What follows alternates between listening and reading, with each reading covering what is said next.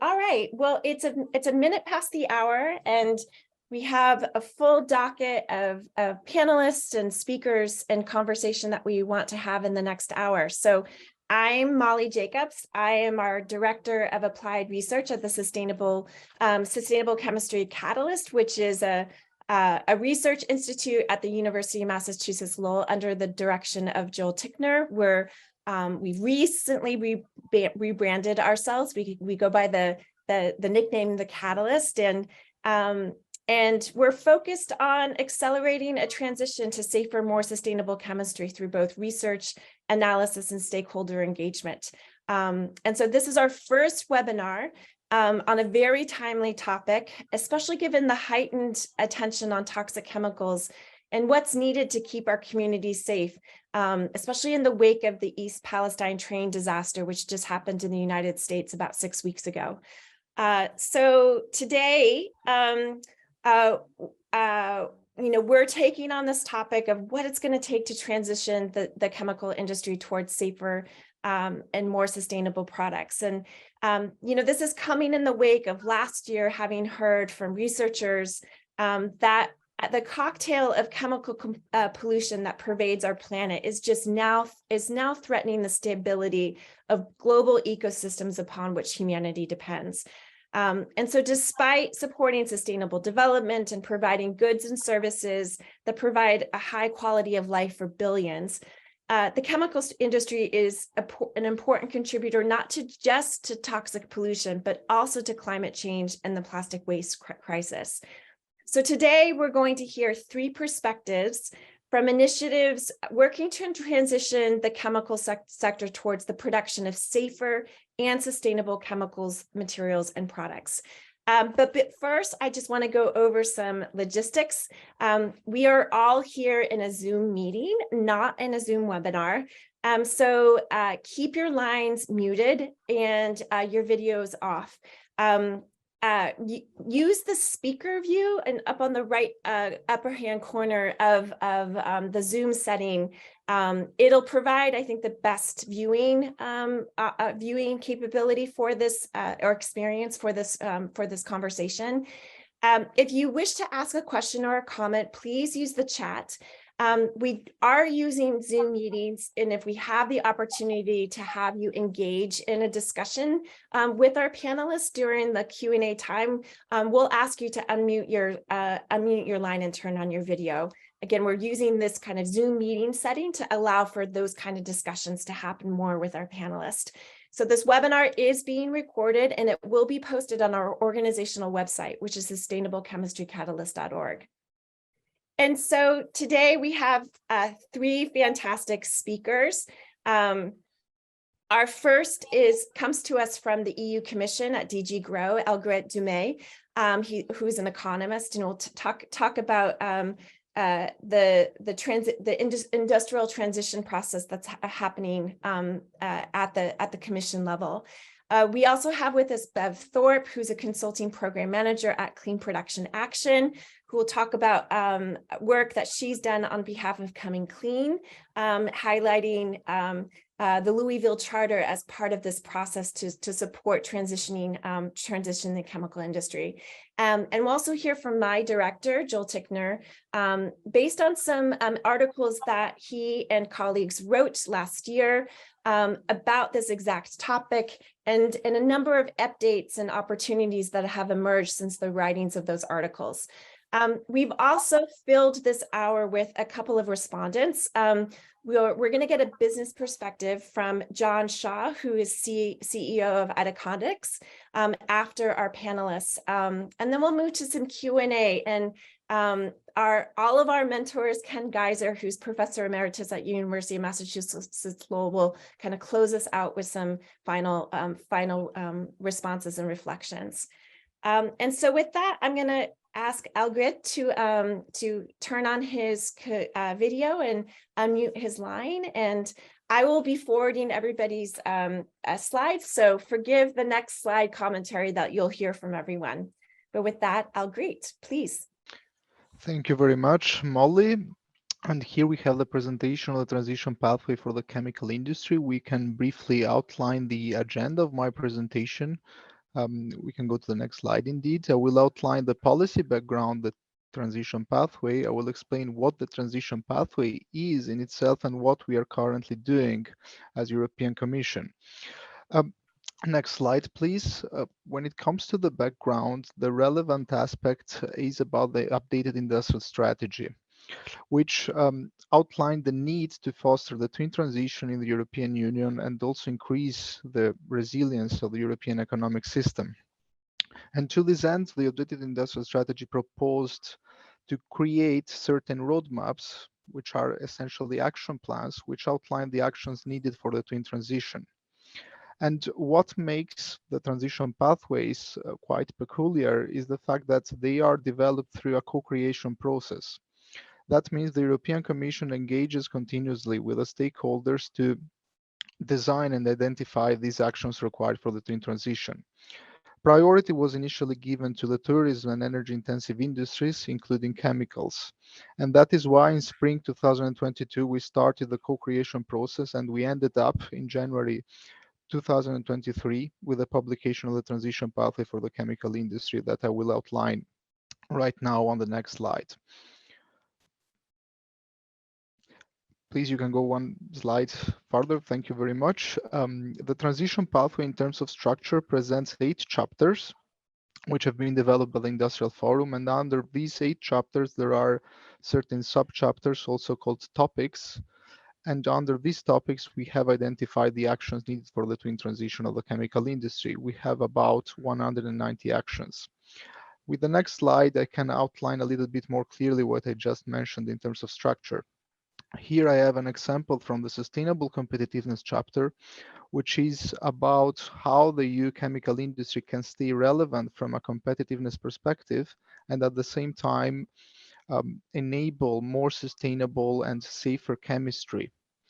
And the actions that we have identified under this chapter focus, first of all, on identifying the KPIs to monitor the transition towards safe and sustainable chemicals, the assessment of the impacts of energy prices, and then we have actions which focus on supply chain collaboration and also reducing supply chain dependencies. We can go to the next slide to explain what we did after that with the actions that we identified. We developed certain roadmaps, which are essentially one action-oriented roadmap, which clusters the actions that are needed to foster collaboration for innovation within the chemical industry. In this case, we have the example on what is needed to foster the clean energy supply. And we have also certain actions which focus on feedstock diversification. That's one part of the roadmap that we have at the end of the transition pathway. We have also a roadmap which is about the key technologies to enable the twin transition. We can go to the next slide, which essentially identifies what are these key technologies. Then the different actions in the pathway are matched to the technologies. And then we have also identified relevant EU initiatives for each of the technologies. These are mainly regulatory initiatives, but also funding initiatives like apps for circularity projects. And finally, we have the regulatory roadmap that you can see on the next slide. This roadmap identifies all the regulatory initiatives that will apply to the chemical sector. There is a lot on the pipeline. Of course, the timeline is merely indicative because there are ongoing legislative procedures. For instance, I take the example of the REACH revision is under the Commission now, and then it will go to the Parliament and the Council. But of course, what is relevant here is to identify just in one snapshot what are all the regulatory initiatives, but the timeline, of course, is just an estimated one. Now we have this document, we have identified what the chemical industry should do to enable the twin transition and increase resilience. Now the discussion and our work is focusing on how and when we implement the actions for the twin transition. And I can introduce now what we are doing when it comes to the co-implementation of the transition pathway. As I mentioned, is about the when and the how. And it is based on 4 key elements. One is a call for pledges. We will ask stakeholders to submit certain statements, which are basically statements focusing on initiatives that they are doing to enable the twin transition.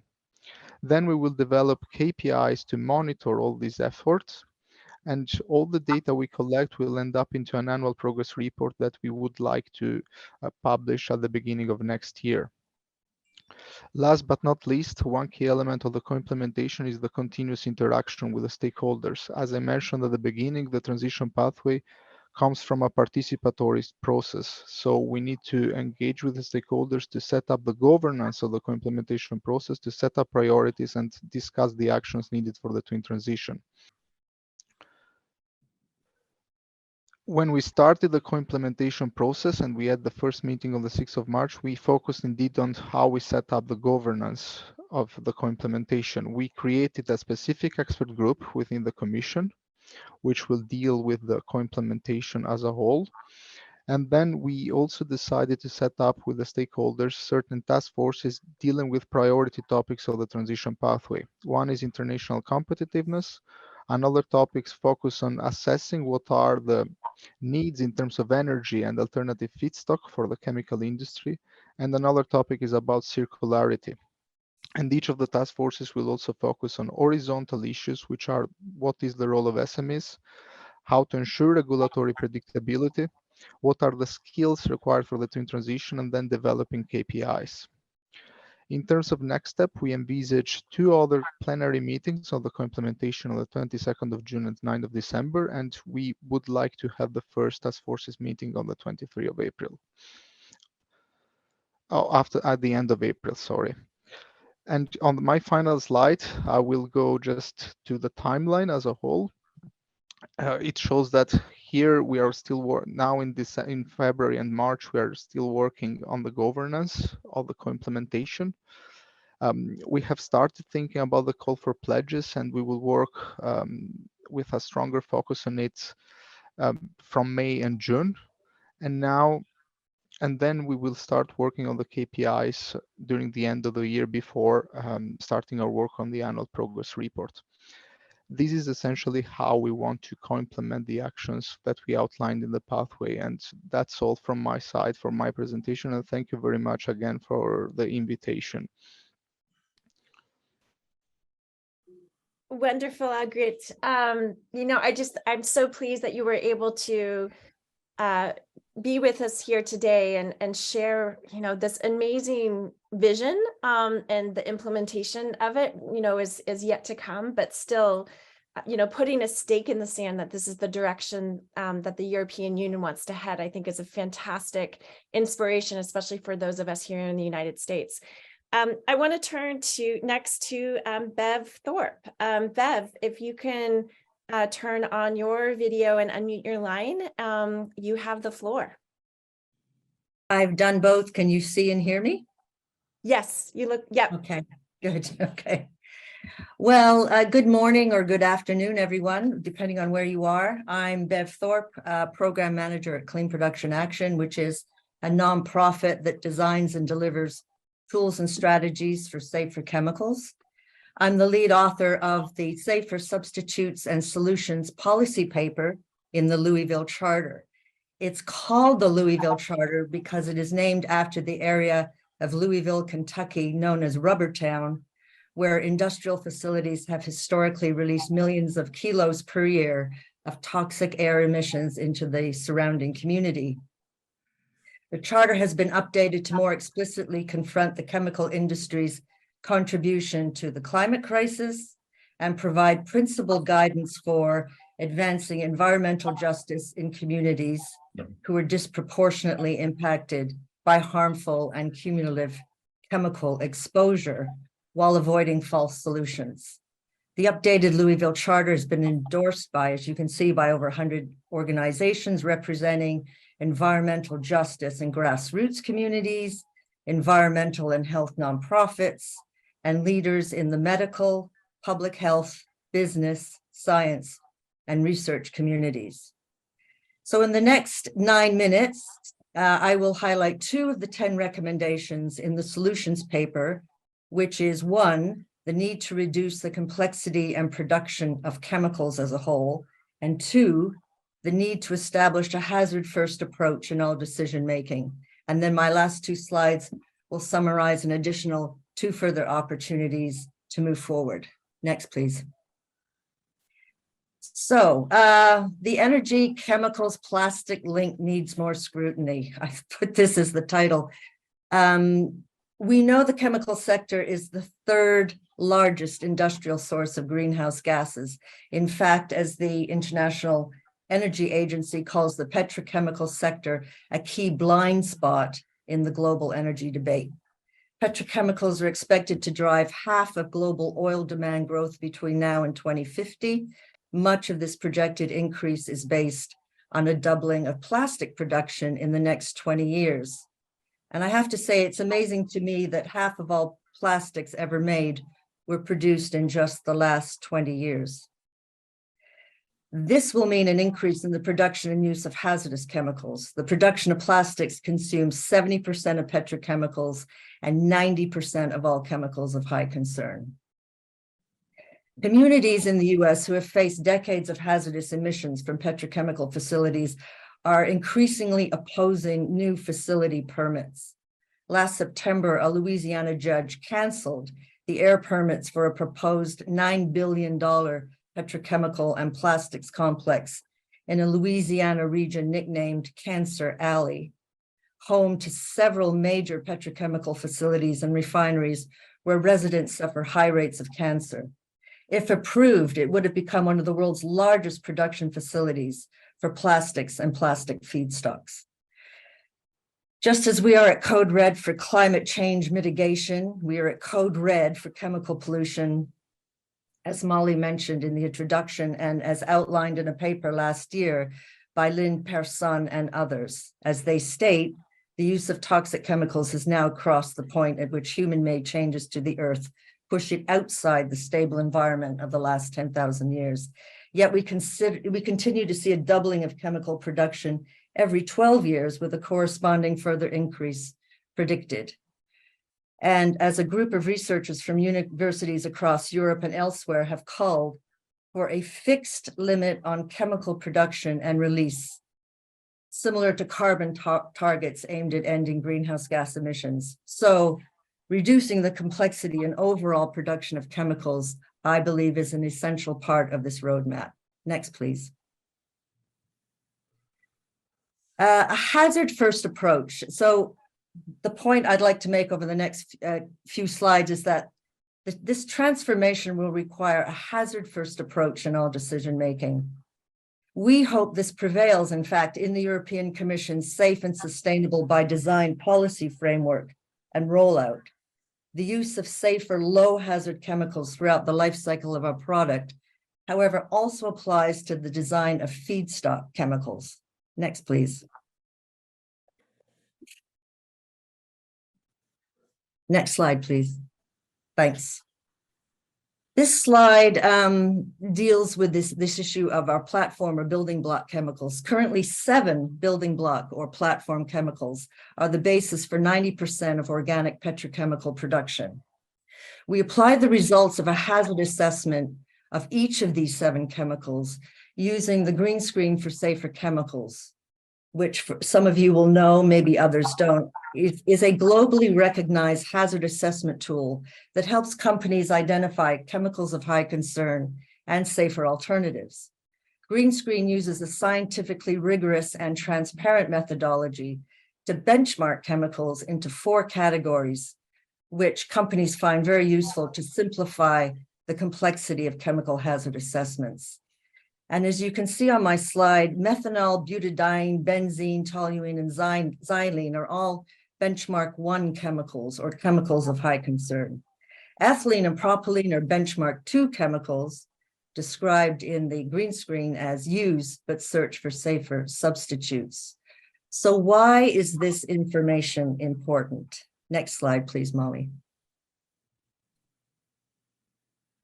Because having a sole focus on reducing the carbon footprint of chemicals is not in itself sustainable.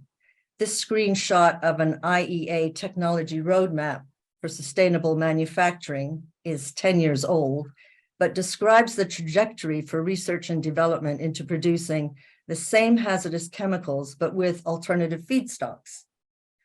Although there is much research into non-arable biomass, lignocellulose, algae, chitin, biocrude from sewage and food waste, and carbon capture, in this slide, there is no joined up focus on detoxifying. We really need to integrate green chemistry principles and sustainable chemistry frameworks into this decarbonization push. Next slide, please. And here, we know that BTEX, the benzene, toluene, xylenes, can be produced using biomass. But the question is, why would we continue to produce persistent bioaccumulative and toxic compounds? Benzene will still be a class 1 carcinogen, no matter how it is produced. Emissions from biorefineries producing these BTEX chemicals will still impact the health of surrounding communities. And these hazards exist through the value chain. For example, independent testing found hundreds of popular personal care items in the US to be contaminated with benzene, prompting several big brands to voluntarily recall dozens of products.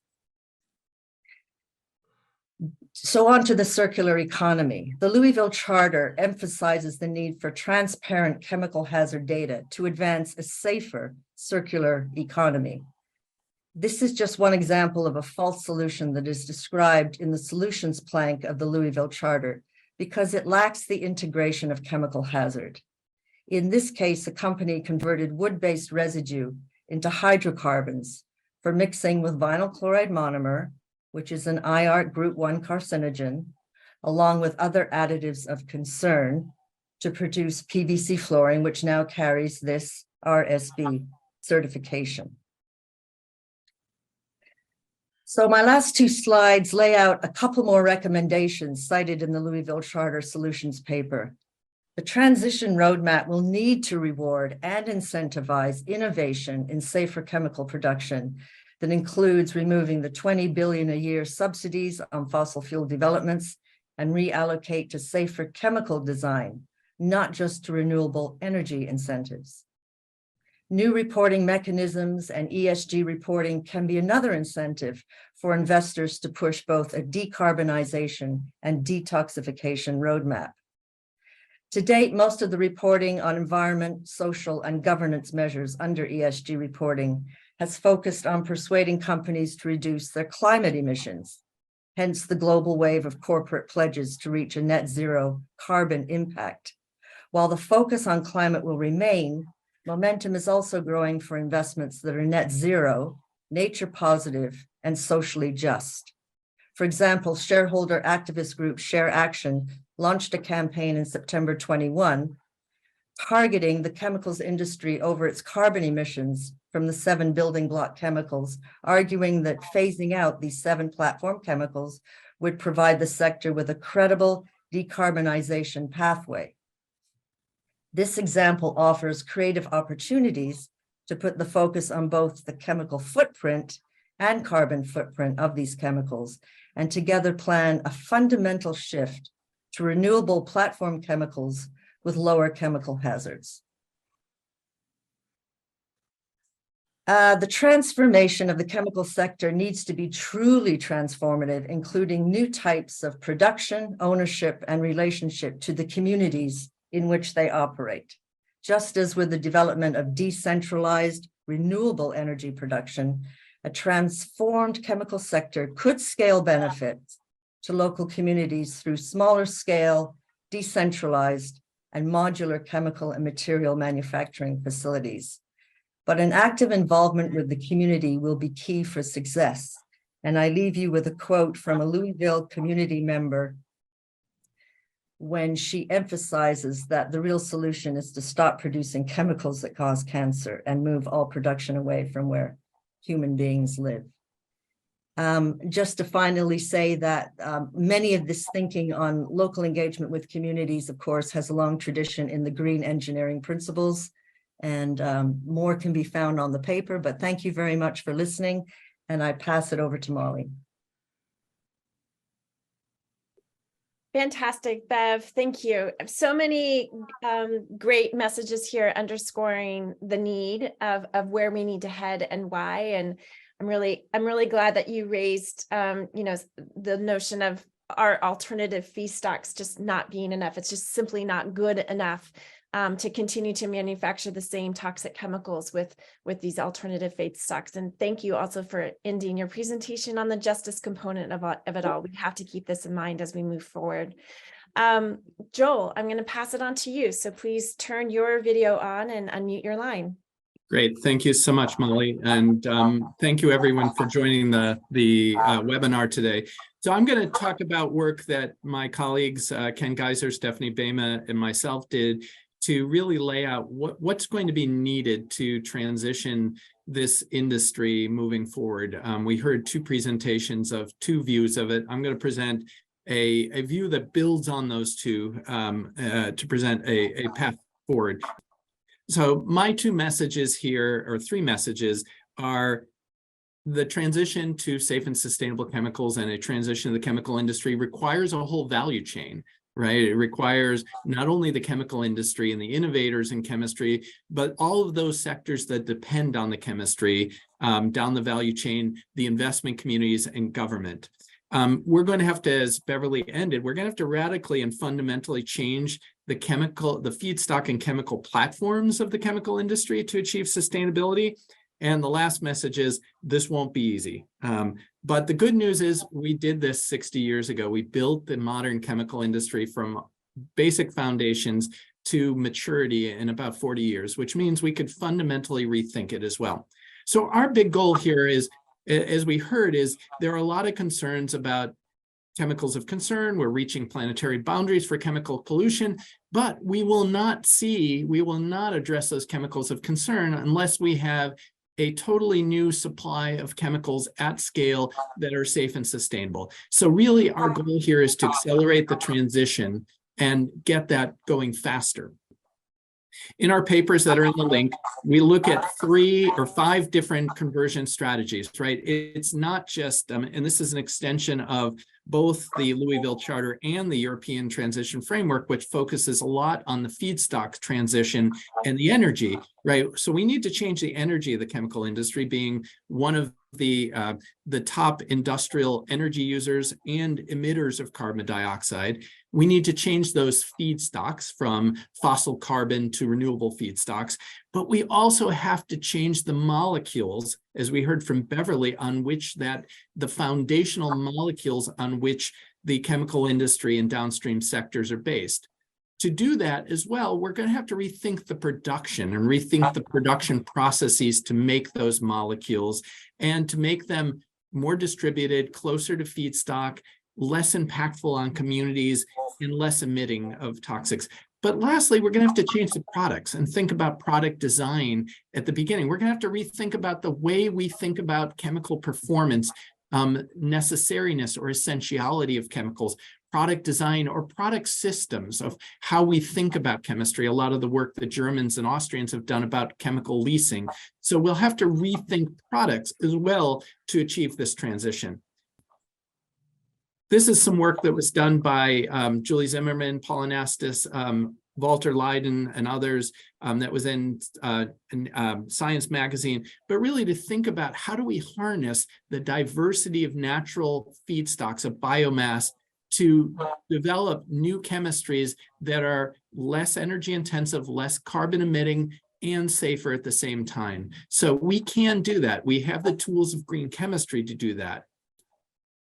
But we know this is tough, right? As I mentioned, the current chemistries that the economy is built on, as we heard, 95% of organic chemistry is fossil fuel based. It's built on these platforms to which the chemical industry is backward integrated. So even our greenest chemicals that are not made out of biomass are using, they're using these basic platform chemistries. So they're optimized, they're highly integrated into global value chains, they're cost effective, they perform well. So that optimization over 30 years, and we use every last drop of that petroleum. So the optimization is going to have to feed into the way we rethink chemistry.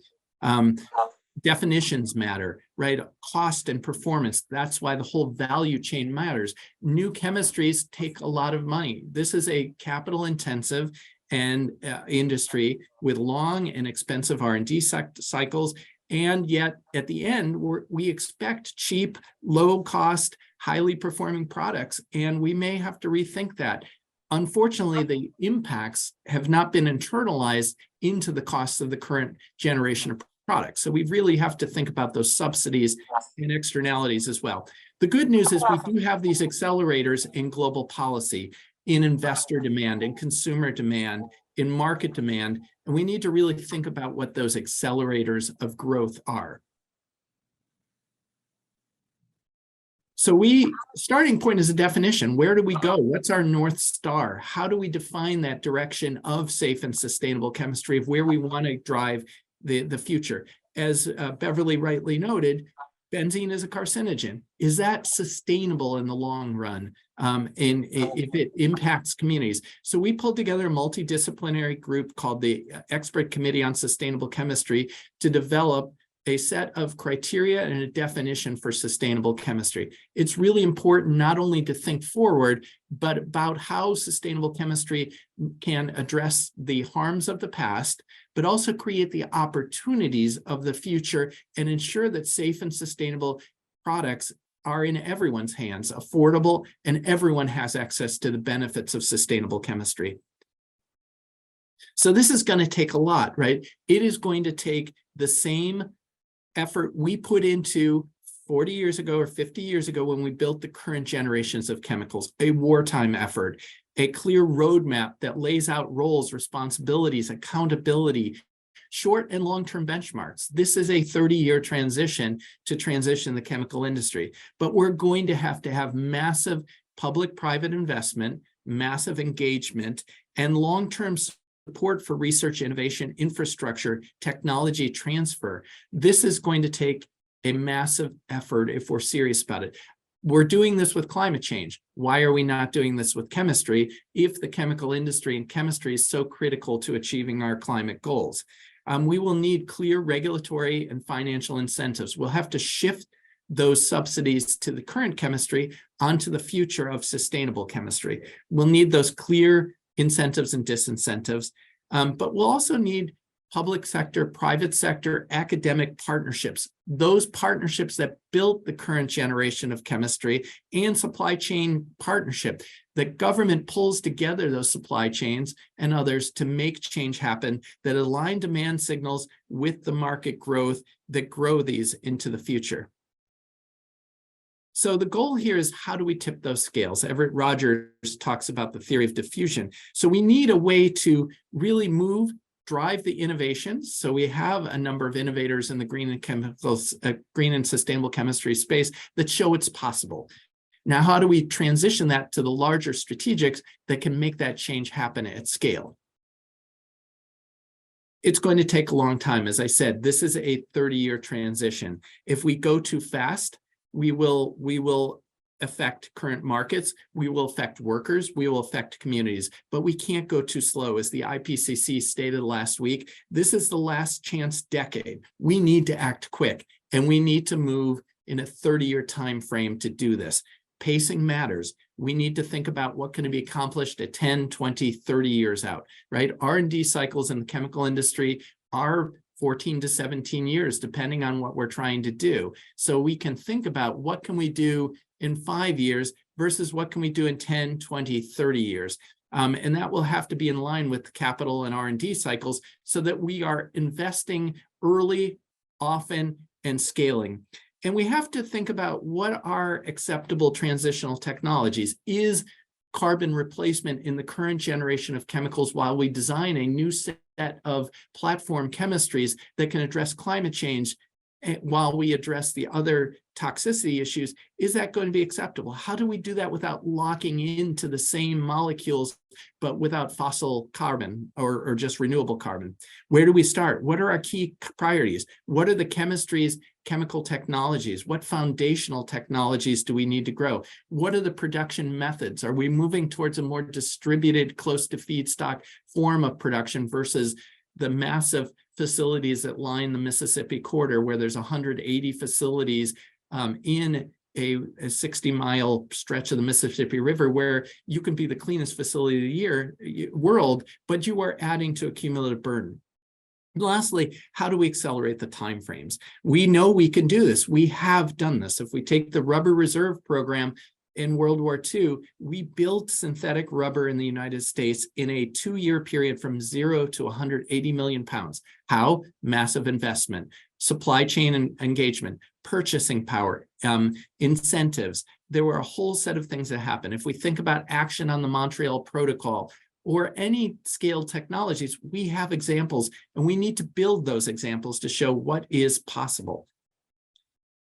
This is just to show you, where are we going to get the carbon from? If our goal is to address climate change in the next decade, there's not enough biomass to make the next generation of chemicals. So we're going to have to think about where those come from. Where does that carbon come from? Are there acceptable forms of advanced recycling to get that carbon?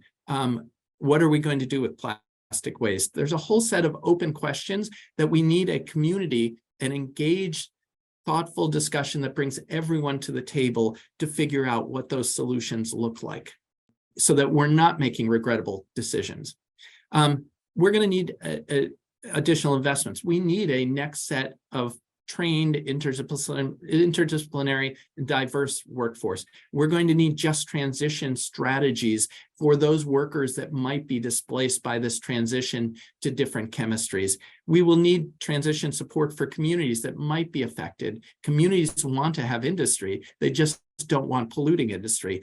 So we need those types of transition strategies. And lastly, we need a transition strategy for industrializing countries as well. Why? Because the biggest growth of the chemical industry is not in the United States and Europe, it's in the Middle East, it's in Asia. So we don't want to shift the problems we're solving in one place by shifting them to another place. We will need a global strategy to achieve a transition of the chemical industry. So the opportunities are now, right? We're seeing billions, trillions of dollars being put into the economy to address the climate, toxics, and plastics crisis. Yeah, business advocacy and increasing, risk and opportunity becoming clear. We see new government policies, and we'll talk about some massive government investments and clear commitments from the investment community to deal with the climate side. We need to deal with the chemistry side as well. If we think about the US Innovation Roadmap, talks about climate, it talks about the chemical industry and the need for investments in sustainable chemistry. The biotechnology roadmap that the White House put out last week doesn't even mention environmental justice or chemical toxicity, but it talks about bio-based versions and growing the bioeconomy. We need a safe and sustainable bioeconomy if we are going to achieve it. We need to, the Inflation Reduction Act puts billions of dollars of money into growing the next generation of chemistry. Our opportunity space is now to build, to invest in this massive capital that will be needed to transition the chemical industry. So now is the time to act because the money is there to do it. We have a federal law called the Sustainable Chemistry R&D Act, which is requiring that federal agencies work together to address sustainable chemistry. So federal law is requiring agencies to do what they can to advance sustainable chemistry. And the European Union, as we heard, the Green Deal is really transforming industry. So my hopeful end to this is the chemical industry transition isn't out of reach. We can do it. It's necessary to address this last chance decade for climate action and action to address irreversible chemical pollution, but it will take unprecedented political will, business leadership, continued pressure, and an ambitious vision that it's not just about decarbonization, but it's about detoxifying the economy as well and addressing the consumption systems that have supported the chemical industry and its downstream sectors to date. So with that, I'll stop. Thank you very much. Fantastic, Joel. Thank you. And you know, as you said, there's a number of green and sustainable chemistry innovators in this space that show this is possible, and we happen to have one of them with us. And so I'm gonna move us here towards you know, to our Q&A, but Joel, if you don't mind popping back on here, given that you're also executive director of the Green Chemistry and Commerce Council, you know, the GC3 has delved quite deeply into barriers and as well as opportunities supporting this transition. But, you know, thinking in the role of those model examples of those green and sustainable chemistry innovators that you spoke of in your presentation, what have you learned through the GC3 that has made this transition possible for them? How have they been able to commercialize their products and compete in a space that, you know, has a lot of very cheap incumbent toxic chemistries? It's often finding niche markets, right? The bio-based alternative to the incumbent chemistry can rarely be cost competitive given the cheap price of oil. So it's got to, and I'm glad John's here, so I will get off camera to talk about the need for application, right? To show proof of concept. And I think that's why Itaconics is such an interesting example. So I'm going to get off camera and let John talk now. Perfect. Thank you, John. Thank you for all the trials and tribulations that it's taken for you to get here to join us. But yes, we're very interested to hear about Itaconics' journey and how, yeah, what were some of those barriers, but yet the opportunities for you, for an innovative company like yours to, you know, to come to be and to contribute to this transition. That's the focus of this webinar. Great. Can everyone hear me? Yeah, we can. Thank you. I'm actually, when you start talking about, you know, the bringing plant-based ingredients into the world, I'm actually talking to you live from In-Cosmetics Global in Barcelona. It's the largest global cosmetic show of the year. I can show you the backdrop here of where we are. It's actually the In-Cosmetics Global. What's interesting here is that the world has dramatically changed here. My first In-Cosmetics show was about 10 years ago, where it's still a mixture of fossil-based and starting to get into the natural side of it. Now, this is the largest show of the year. It is a massive show, probably over 400 exhibitors here. In every single booth, all they talk about is plant-based. Big plant-based everywhere you go.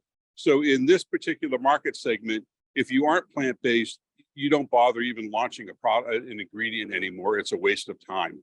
And it's an area that's all being driven by consumer behavior and by retailer behavior.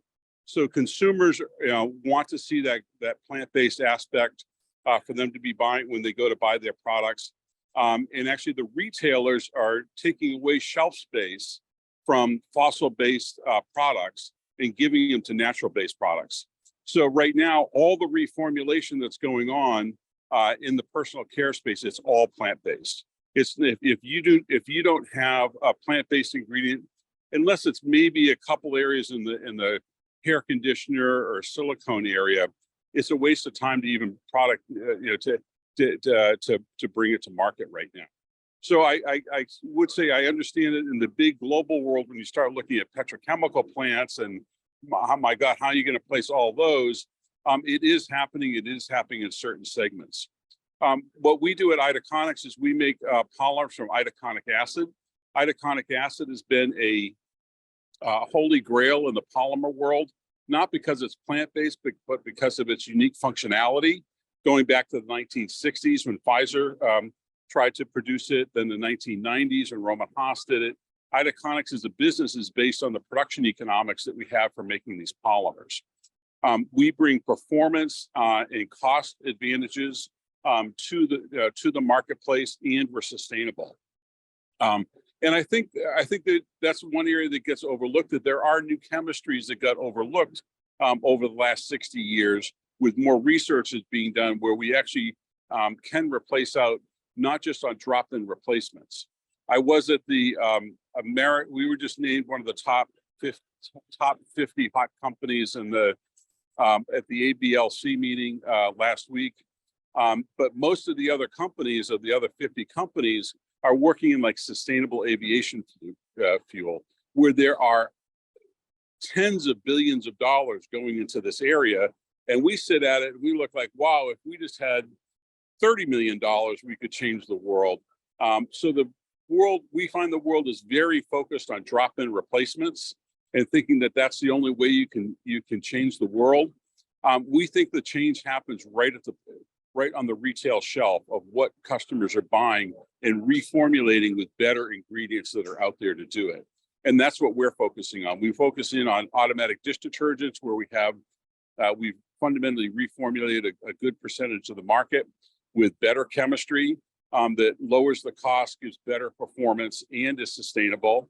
So if you go to your retail shelf and you go to a Kroger's or a Publix, you may think that you're reaching for the highest performing product. You may be thinking you're saving money by going to the store brand, or you may buy the green brand and thinking that underlying you're making a choice about the world. We're in all of those. So regardless of what choice the consumer thinks they're making, we're improving the world regardless. And that's what we're staking out. I think it's a higher goal to go after, but I think it's possible, and it's possible in a wider number of areas. And ultimately, we aren't asking the government for any subsidies. We aren't asking consumers to pay any premium. It's really just following the strength of the chemistries that we can bring to market. And I think there are many other chemistries other than the ones that we're pursuing ourselves where those changes can take place. So I'll stop right there, I guess, if that's okay. That's yeah, just... no, that's fantastic. Thank you. And thank you for taking time out of your conference schedule to join us. Well, I'd like to, ask our panelists to come back on, and we do have, John, if you'd like to join this conversation, just in case you have some responses to some questions or comments that have been posed by our audience, please do. We'll spotlight everybody, for our participants here. But we do have one question that came in around the feedstock issue, and it reads, according to the former CTO of Dow Chemical, the chemical industry has for decades sought alternative feedstocks and manufacturing processes for those products. The roadblock every time has been the cost of a total overhaul. So what makes this time any different? If change requires investment, stranded assets, and price increases, how can the industry be convinced to act? Maybe I'll ask John if you want to take a stab to that. I mean, I think we heard why don't you start us off, and I'll let others contribute to the discussion. I mean, anytime it's against technology, you're going up against it on it. But I'm not, if that's where the area you want to look at. Mm-hmm. Yeah, Joel, I think you probably Joel, around this. Yeah, I mean, there's a couple of things here. One is this idea of stranded assets really is almost a false premise. If you talk to the chief economists in most of the major chemical companies, their assets are paid for. You look at some of the assets in Europe, they've been paid for decades. On the high-level roundtable for the chemical strategy, the CEO of which I'm part of, the CEO of Solvay, was talking about their 125-year-old assets. So stranding assets is maybe in some cases that's true, in others it's not. I think it's a cost issue. There are still some technologies that are needed to better optimize biomass, because we haven't done it as well as we do. John Warner will say co-father of green chemistry will say we've done really well with petroleum. We are so efficient with petroleum. Biomass is messier, and we've got to figure out ways to harness it more effectively, and the diversity in biomass, right? Do we need purification of everything? So there's a bunch of barriers that I don't think are necessary to really to hold in our way. But it will take thinking about cost and performance differently. Yeah, Algrid, has this come up at all in the transition pathway conversations? Like, I mean, why now? It feels to me that the commission is actually setting up a whole range of drivers to make it be now, but I don't know if you can comment on this question about the change in feedstocks and why is it different? It's not an easy question to answer, and indeed, just to reiterate some points made by Joel, in our discussion with the stakeholders, there were indeed points about the OPEX and CAPEX constraints towards um, changing the feedstock and also changing the energy that the industry is doing. But as an initial thought, we would like to see in the co-implementation what are the initiatives in place and then see where the gaps are. And based on the gaps, we can also see what are the problems. Great. One more question, and then I'm going to ask Ken Geiser to close us out with some final with some final reflections and remarks. But both Joel and Bev, you both spoke to kind of this justice component of the transition, and Maya Nye asks, how are people who are directly and adversely impacted by the chemical industry really going to be included in this process going forward? I don't know, Bev, if you can start us off. Well, I know in the US, there's a lot of initiatives from the federal government on Justice 40, and there's more of a lens, I think, on the whole environmental justice issue around chemistry that is being brought in with certain draft legislation, and Maya certainly is on top of all this. I'd be curious in the European Union, though, if, Algret, when you talk about stakeholders, is it just the value chain, the consumers, the retailers, the downstream users of chemicals? Or I did see you on one of your slides, you did talk about social integration or social application, and that's what I'm curious from a European perspective, how we're going to bring in the community voice into these ongoing rollouts of the sustainable chemistry mapping. I'm sorry if I put you on the spot, but that's a question I have, and Yeah, I'd be curious to find out more about that. Environmental justice conversations tend to, be very strident and strong in the United States. We hear less of it in the European Union, but a lot of the issues of who lives next to these facilities and who bears the burden is one and the same. So yeah, how is it being addressed in this transition pathway conversation? Well, the conversation actually entails all the stakeholders which are involved with the chemical ecosystem. So it's not just about industry, it's not about just the EU institutions, but also member states, also NGOs, academia, research institutions, and all the interested parties are on the table, and they are discussing what they can do in terms of initiatives for the twin transition. This is how the transition pathway has been co-created, and in the co-implementation process, we will follow the same participatory approach. Great, thank you. Well, we just have a few minutes left, and I want to give time for our final respondent to just give his broad reflections. And Ken, I know this is a big deal, and as Joel mentioned, it's a long time process. So just curious to see what you see as insights, for the immediate needs going forward, and broader reflections on what you've heard today. Thanks, Molly. Can you hear me all right? Yep, thank you. Okay. Yeah. Well, first of all, I'd just like to start off saying thank you to the various contributors here. Pretty exciting set of discussions on thinking about a sustainable transition for the chemical industry. A conversation like this was not even on the map 5 years ago. No one was talking about such a big and ambitious idea as transitioning an entire industry like the chemical industry for the purposes of climate and toxics. So I think the first thing to say is this is a big step forward. What we've seen in the last 2 years is the idea of transitioning or converting the industry has become more real, with real things moving forward. The European Union taking the lead in some of the way on this subject, but others have begun to as well. It's very ambitious. It's very, as we've heard from the presenters, it's very exciting topic with lots of different nuanced parts to it. And it's important that we don't that we don't move too quickly and therefore stumble on our own selves and end up in a lot of tedious conflicts and awe. So I would urge us to be thoughtful right now about sort of a long-term discussion here, maybe a 5-year discussion on how we really move this roadmap forward with a lot of engagement and buy-in, such that it's not simply a paper activity, but it really is the voice of the industry and society itself. And so focusing right now on building the foundation for the discussion seems to be very important. And I think the presenters here have already laid out some of the issues.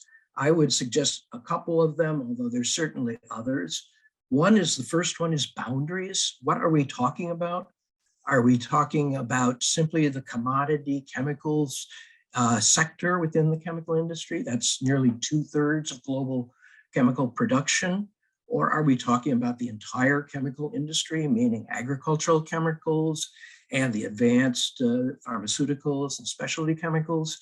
Or are we even more boldly talking about the entire ecosystem of the chemical industry, all the way from the original feedstocks through to production of consumer products and thinking about what consumers really do expect? Joel makes a strong case here for taking the biggest of view, but that is some ways the most complicated of views. A second issue I think that is important to think about is, are we really talking about something that is still within the boundaries of fossil fuel, of a fossil fuel-based system? What are the new chemistries? If we talk about a set of chemistries that are not based on fossil fuels, what do we really think we're going to be basing at scale, going to be basing the materials of the future on? Can we really think about a transition that moves fully away from fossil fuels? Or are we only talking about partly away from fossil fuels? And what does that really mean? Bev makes a very strong case that we do not want to be simply creating toxic and hazardous chemicals from renewable feedstocks and inorganic gases and recycled organics, but we really need to think about, well, then what are the new chemicals? What are the workhorse chemicals? What are the platform chemicals of the future? If we're not thinking about the 7 platform chemicals of the petrochemical industry, then what kind of platforms are we talking about, and what are the processes for really making those? Should we be modeling the industrial chemical product, chemical design on something like the pharmaceutical industry and medicinal chemistry, where questions of human health and effectiveness of the chemicals are starting points for thinking about any design of new chemicals, and not just something we consider later in the process themselves. And what are we really thinking about in terms of a chemistry that is a new chemistry? Are we really thinking we can build a chemistry that is not carbon, hydrogen based? Is there something in the organic world? Is there work going on that would lead us into something at scale that is really more than organohalogens at all? A third area is strategy. Who should be involved in this conversation? Clearly, we've heard already that there's a lot of activity going on the margins of the chemical industry and green chemistry development, a lot of SMEs and small firms, John Shaw's firm, for instance, doing some very exciting work in this area. That's great. That's where innovation normally happens, on the margin of a system.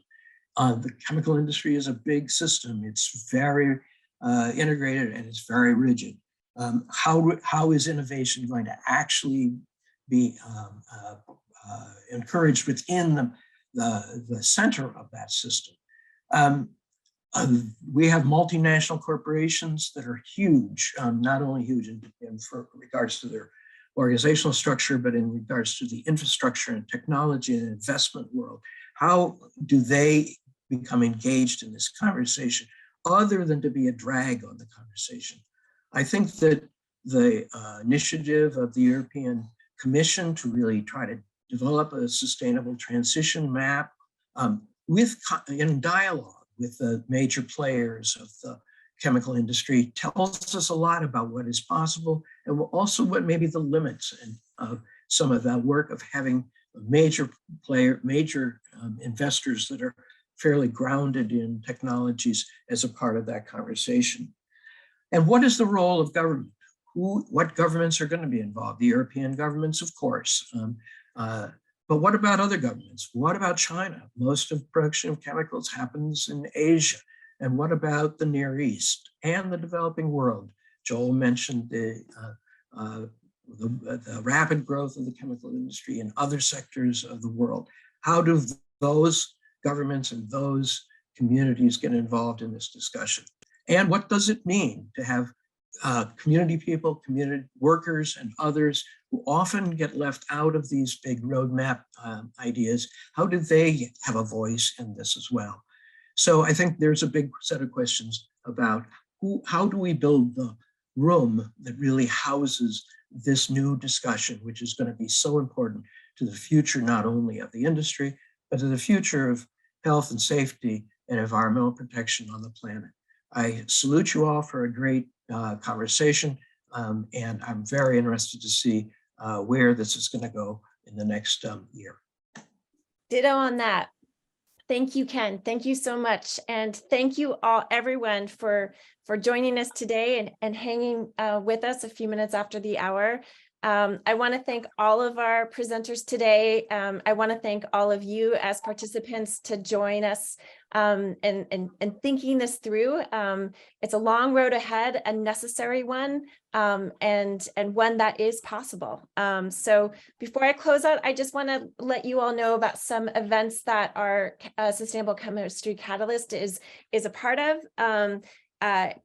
We want to encourage those in Europe to join the GC3 European Forum, which is happening June 13th through the 15th in Germany.